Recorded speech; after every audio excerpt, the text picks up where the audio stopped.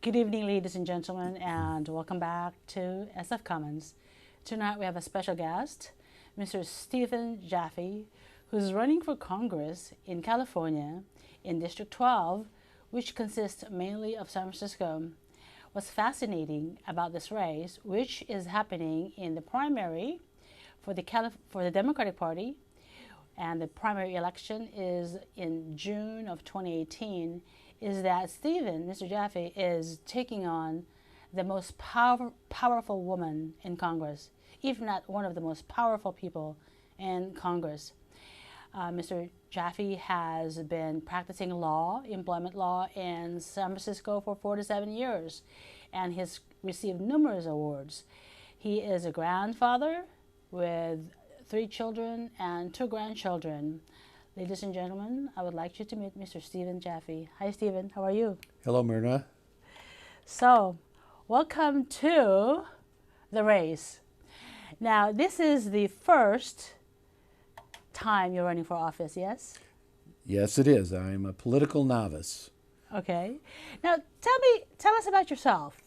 You're practicing law and employment law, and you've been a plaintiff lawyer, and so in that particular sense, given the nature of our economic problem today, the fact that a lot of employees have to put up with a lot of excruciating conditions to keep their jobs, right?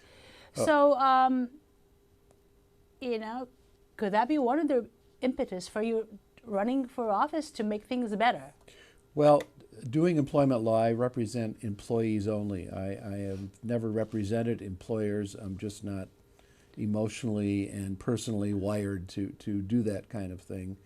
And representing people who have been discriminated against on account of their membership in a protected class. And I Meaning? think almost everybody knows the list of protected classes: race, age, gender, nationality, religion, Right. sexual orientation, Yes. disability, pregnancy, and so on.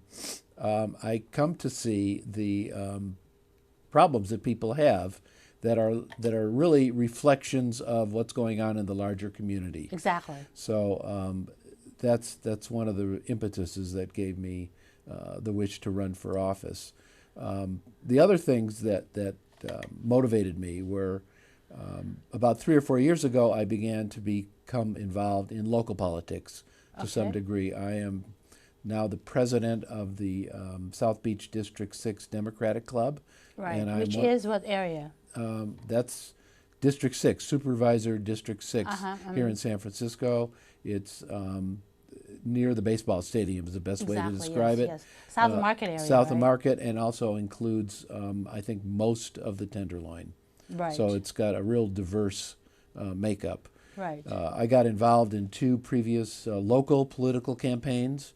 One was for Jane Kim All right. when she Yes. challenged Scott Wiener, and the other one was for a friend of mine, Victor Wang, who successfully ran a campaign for judge, Superior Court right. judge.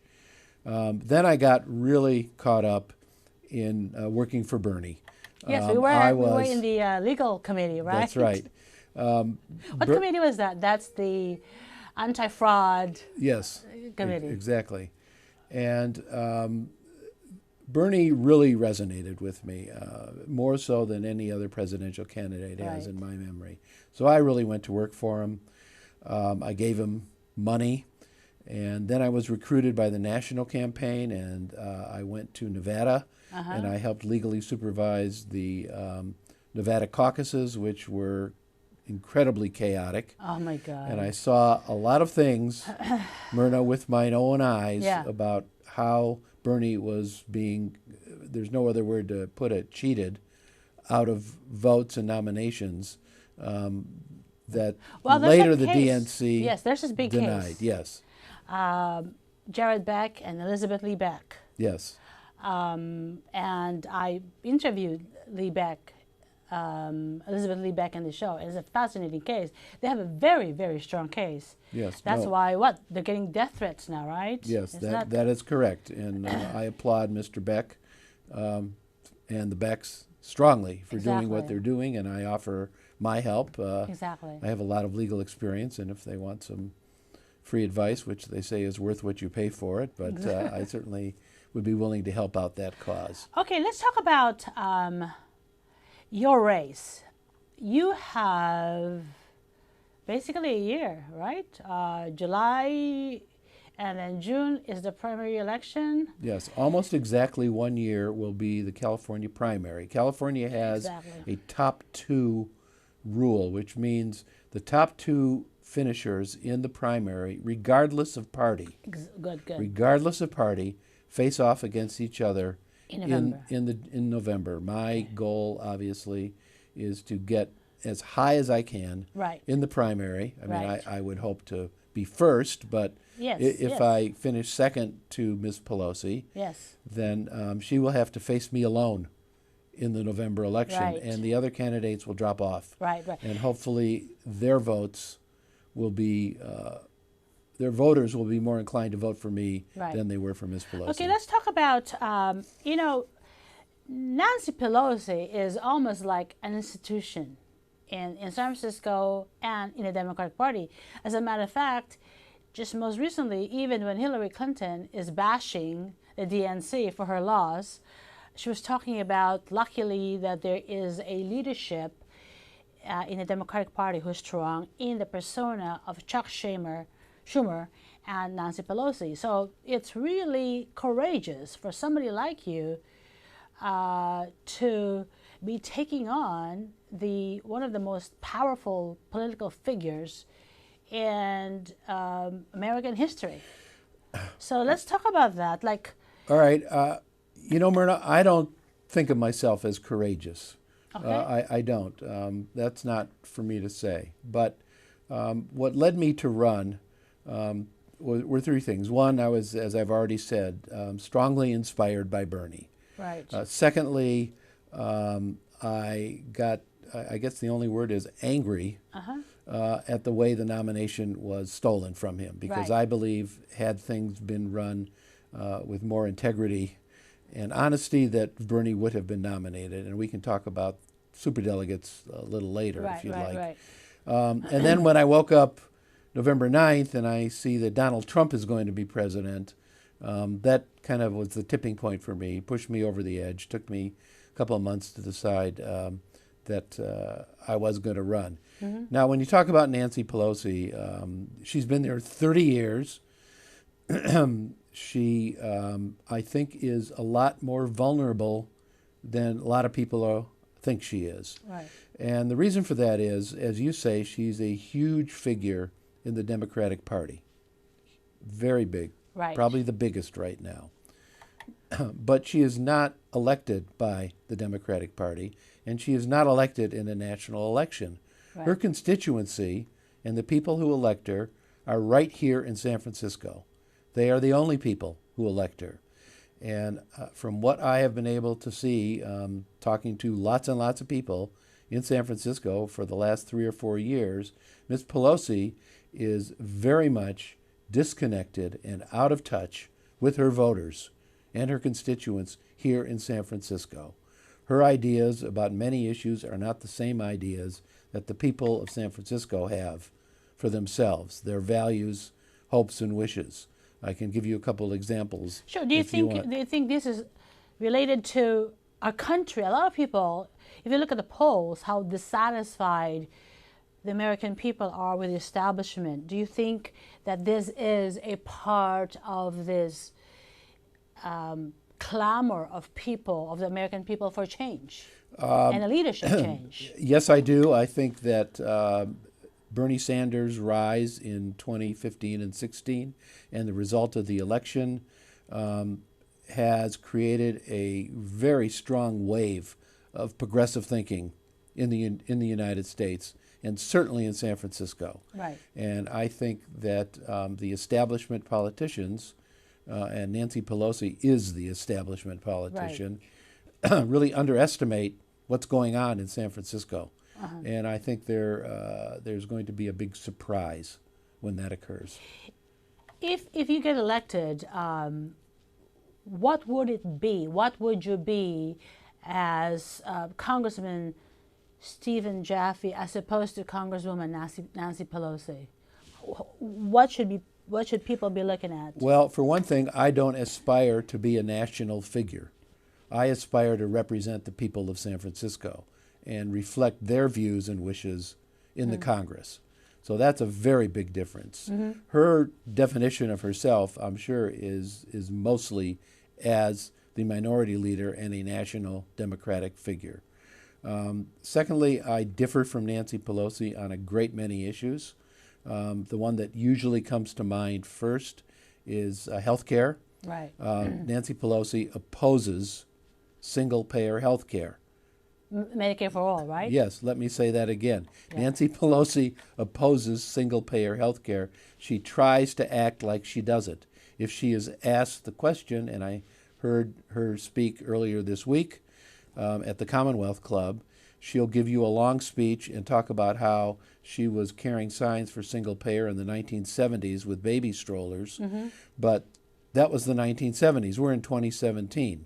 Right. She may have been for it, I don't know, in the 1970s. She is not for it now. She claims that it is too expensive, and she is for repairing Obamacare, which has already been repealed. Right, right. And right. if people would... Which has its own problems anyways. Of course.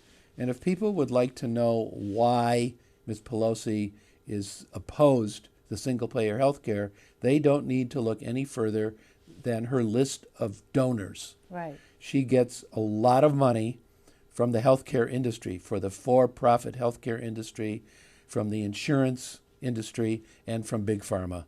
And that gives her a stake in preserving the status quo and avoiding single-payer healthcare. Right.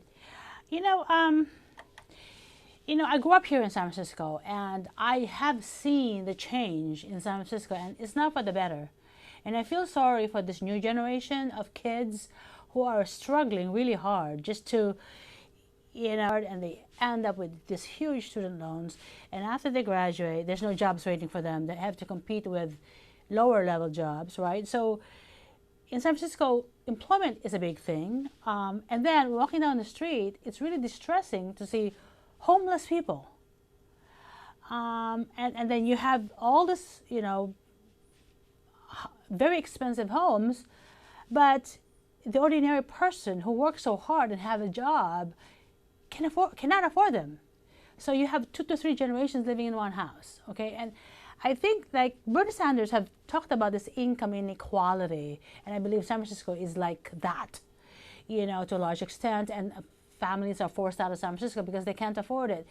So could you address specifically, as a representative of San Francisco, when you go to Congress, how would you address that we need a decent, fair, and equitable tax reform? So predatory. Yes, no, I agree. Tax reform is very important, and what President Trump, which is hard for me to say, proposes is exactly in the opposite direction that the tax reform needs to go. I'm not a young person, and I remember growing up, and the most prosperous times the U.S. has ever experienced were the 50s and early 60s. Right. And do you know that during the 50s and early 60s, the top tax bracket was in the 80 or 90%? In other words, the more you earned, the more you paid. Right. And those were the days when the U.S. was the most flourishing and prosperous. We need to restructure our taxes so that the people who earn more pay more. It's got to be a bit progressive. Yes. The other thing is the compensation of CEOs of corporations, the only word I can think of it is obscene. Right. It is obscene for a CEO to earn hundreds of millions of dollars or tens of millions of dollars as in a paycheck, and for the workers who are keeping him there and supporting him to earn less than a few percent of what the same CEO in the same company is making. Exactly. I find that obscene. It's unequal. It's got to be fixed. Exactly. Now, how about would you have any thoughts? Would you have any thoughts on how to mitigate the housing situation in San Francisco, where it's been astronomical? You see, I have a theory regarding what happened to San Francisco with this housing market. in 2008, remember the second Great Recession, but I call it the Great Depression, Yes. where a lot of homeowners lost their homes, foreclosure. Basically, it's a big transfer. It's the biggest transfer of wealth from the middle class to Wall Street. And basically what happened is with the housing is as people got foreclosed on, as people lost their jobs, a lot of investors, a group of investors scoop up a lot of these houses, a lot of these properties, and now those same owners have been raising the rents astronomically. So what they have created is a huge landlord-tenant class in San Francisco, worse than ever, because suddenly people who own their homes suddenly have to rent. Well, I think you're 100% correct, but there's another facet, an aspect to what you're talking about. San Francisco has also, or San Francisco government has been infected with undue influence by real estate developers and banks and construction companies. And there has been an explosion of construction of luxury high-rise condos and apartments in the city. We were fortunate to get the moratorium on Mission Street put in. We need a citywide moratorium on that kind of construction. We need to slow things down. The city is incredibly burdened right now with where are we going to put all these people? Where are they going to park cars? Where the infrastructure is crumbling. The Muni and BART are pretty much at capacity. The traffic is absolutely impossible, and I could talk to you about traffic all day. Right, yeah. And we've got to stop this uncontrolled, unplanned construction because it's solely for the benefit of real estate developers, banks, and... Thoughts about the student loans. It's trillions of dollars. And, you know, with some of this, and what's happening is, with the Federal Reserve, they loan the banks the prime rate of almost negative zero, right? Whereas the students who've graduated, they're being charged from 7 to 10%. Yes, no, you know, so but the federal government has not addressed that. As a matter of fact, the Department of Education, I believe, is hiring all these collection agencies to go after the students who are struggling to find jobs. So our federal government has not been responsive at all to the needs of the people who are desperately needing some assistance. As a congressperson, how would you handle that situation? Well, first thing I would do is try to find the devices that are there in place to lower the interest rate charged on the student loans. You know, Tim Canova has got some ideas about that. Yes. I think perhaps if there's something to which it could be indexed so that the interest rate is indexed to what the bank is paying for the same money and put a pad or spread of the difference, right, so they don't have to make profits off student loans, you know, right, and I mean high profits. Mm-hmm. That would be one way. One issue that's come up is students who find themselves in an impossible financial situation. If they file a bankruptcy petition, student right, loans are not dischargeable in bankruptcy. Right. That should be looked at right, to see under what circumstances a student loan can discharge a bankruptcy. Nobody files a bankruptcy recklessly or impulsively. It has horrible consequences for 10 years after you do it. So I think if somebody is serious enough, in serious enough financial situation to have to consider a bankruptcy, that the student loan should be perhaps part of that. I need to look at that. Exactly. Now, let's talk about your campaign. Obviously, I've seen a lot of coverage in your campaign for somebody who has not run before. You've been interviewed with Fox News. You've had a lot of interviews, so people are really paying attention to you. There has been some people who have run against Nancy Pelosi in the past, you know, but they struggled, and you know it's hard taking on, you know, somebody like Nancy Pelosi. But you had been getting a lot of publicity and high profile of that. So how is your campaign doing?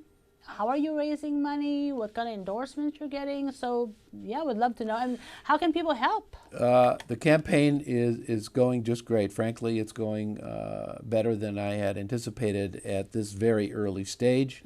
We are raising money almost exclusively or exclusively from individual small donors, mostly through social media or people who see me on some of the media that you've discussed and then call in. Interestingly enough, my donations, and there's almost 1,200 individual donors at this This point. is your website, by the way. Yes. My donations are coming from all over the United States, which is a real statement about how people in the U.S. perceive Ms. Pelosi, because it's not that I'm such a wonderful guy, which of course I am, Your but wife, I'm sure, thinks that's so. why. Yeah? Because I'm unknown. I'm a stranger to most people. Those donations are coming in from all over the U.S. because Right. people like what I'm saying, but more importantly, they're coming in because they don't like the Democratic establishment. And they see my campaign as a vehicle and a way to express their views of dislike over the Democratic establishment. Right. My campaign is a local campaign. It's the 12th district of California. Which includes. It includes about 90% of San Francisco. There's a Right. small corner of it which is in Jackie Spears district. Okay. But it is a campaign and a race with national implications. Right. And that's because of who Ms. Pelosi is. If I am successful, and I intend to be, unseating Ms. Pelosi, that's going to send a shockwave of a message across the whole United States about the future of the Democratic Party. Exactly. And so far, you have gotten a lot of endorsements from, would you say that majority of your support are coming from the folks who work on Bernie Sanders' campaign and supported him, which is a huge chunk, by the way? Well, yes, I was and remain a very strong Bernie supporter. Right. People tell me I resemble Bernie. We look a little like each other. We both have He's older than you. not much, Okay. not much older. All right. Yes, and I think I'm getting a lot of support from Bernie-crats, progressive Right. Democrats. The Democratic Party is really two parties right now. There's the progressive side of it, and then there are what I call the Dinos, D-I-N-Os, Democrats in name only, because they're really, I think, more Republican light is what I call them. People who have corporate interests, take money from corporations, and embrace the values of business and corporations more than I do. Right, right. Okay, so we're running out of time. How can people help your campaign? There's two ways they can help. The hardest thing for me to have done in this campaign is to ask people for money. It's very hard for me to do. And that's where But- they go to the website, right? But I have to say that money is the fuel that runs the campaign right now. And if people agree or like with what I'm saying, and if they are able to give me money, that will be very helpful. That will help get my message out, and it will help unseat Ms. Pelosi. So this is, oh, how about that, ladies and gentlemen? Here's Mr. Stephen Jaffe, and it's been a pleasure, and thank you so much. Please watch Mr. Jaffe, and it's going to be an exciting race. You saw his website. Please help, and I would think that his candidacy would be a challenge for the better for San Francisco. Thank you so much for joining us tonight, and good night.